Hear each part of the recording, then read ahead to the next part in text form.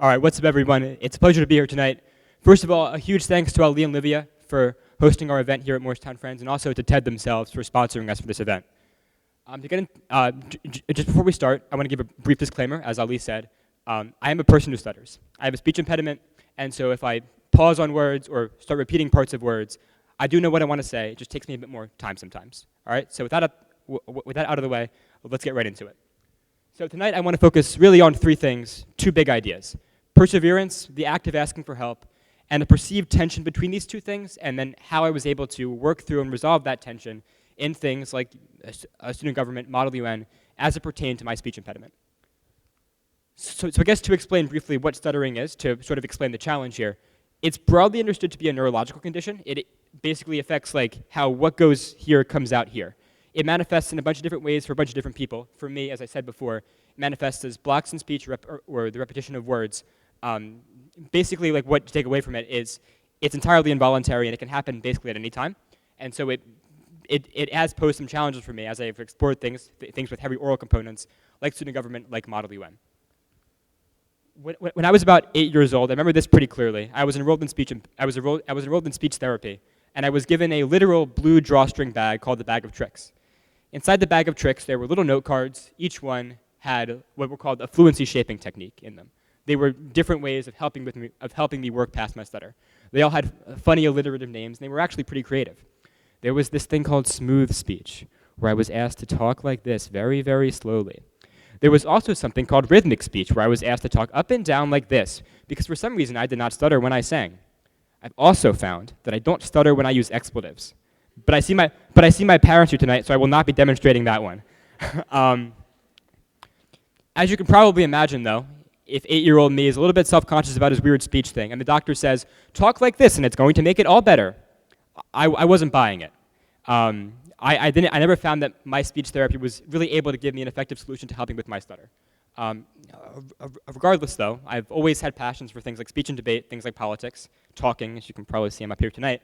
And so in absence of things to help me mechanically, I sort of just pushed through. I said I do love these things, I want to do them, so I'm going to explore those areas of interest.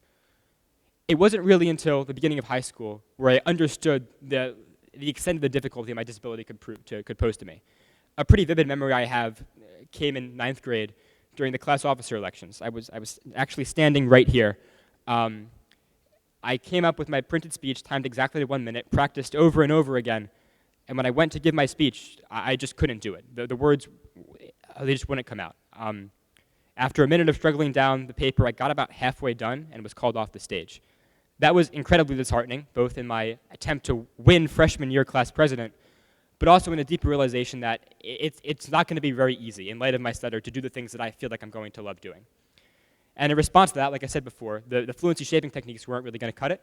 So basically what I did was I said, like, I'll just work through it. Actually, initially, I said, maybe I should give up this politics thing and start doing science fairs instead. I'm so glad my parents pushed me away from that and said, stick with it, keep going, see where it gets you. And that actually worked pretty well. I was elected class president. I won it 3 more times. I've had incredible success at all levels of Model UN. And I cannot deny the role that perseverance has played in getting me to where I am today, being so successful in these areas. I've also found, at least to some extent, that perseverance began to become a little bit toxic. And I recall one example pretty vividly of how that came into play. It was at the end of my sophomore year when I won my first big Model UN competition. At the end, I went up to my chair. The chair is the person who gives you the awards, facilitates the conference, all of that. And I said, thank you so much. If you didn't know, I have a speech impediment. Thank you for being so understanding. And 2 things happened after that that surprised me, even they probably shouldn't have. The first thing was the chair said, yeah, I know you have a stutter. Like, duh, obviously. She just heard me talk for 4 days. I wasn't going to hide it from her. The second thing was, what really stuck with me, was what she said after, which was, it's no problem, we didn't time you when you were struggling. That seems probably pretty innocuous to all you guys, but for me, for sophomore year me at least, I was like, what? You didn't time me? I wanted so badly to be held to the same standard as everybody else. Really, I guess what I wanted to do was to begin at a disadvantage and still do so well that I was able to overcome that disadvantage and beat everybody else who was not starting with that disadvantage. And that's a lofty goal, obviously. It's a great thing to work towards and strive to. But if it comes to the point where I can win a competition in the thing that I enjoy and not feel good about it, there's probably a healthier way to go about these things. And so in reevaluating how I could approach my speech impediment in a healthier way, I thought back to my bag of tricks. I thought really about what failed with these things. They're all focused, at least to some extent, on hiding or fighting against my stutter. So, in response to that, I devised a new technique. I'm pretty proud of this one. It's pretty advanced. In fact, it can be deployed so covertly that I bet you didn't even realize when I used it on you at the start of this talk. This new technique is, it's obvious. You're laughing because of how clear it is. Like, of course I have a speech impediment. I should just be open about that. I shouldn't try to hide it. I shouldn't try to hide it or fight against it. But I want you all real quick, to raise your hand if you're ever worried about being judged for asking for help. Okay. I want you to raise your hand if you've ever judged yourself internally for feeling like you've needed help with something. I'm not convinced that what I was experiencing with my stutter, wanting to be held to the same standard and fearing asking for help, is any different than what you're probably thinking of right now in raising your hand. And so I think about like why we approach struggle in this way, why we're so keen to let ourselves struggle without asking for help. I like to imagine it as a brick wall. I think we as a society tend to place value on the act of struggling, on working through something, working really hard at a difficult thing, and being able to achieve it through perseverance and grit. I think sometimes, though, this complex can get perverted. It's a good thing to work hard, but sometimes we tend to value what I like to conceptualize as having a brick wall of a challenge in front of you. And you bang your head against the brick wall to try to break it down and get through it, when really there's a door right here. You just walk through the door and it becomes so much easier. We, for some reason, value the banging your head against the wall, the act of struggling, even when there is something that could pretty simply make things so much easier for you. And I think for me, the biggest thing was abandoning, I guess I will call it ego, the sort of sense of pride or ego that made me want to push myself through what was basically a necessary struggle.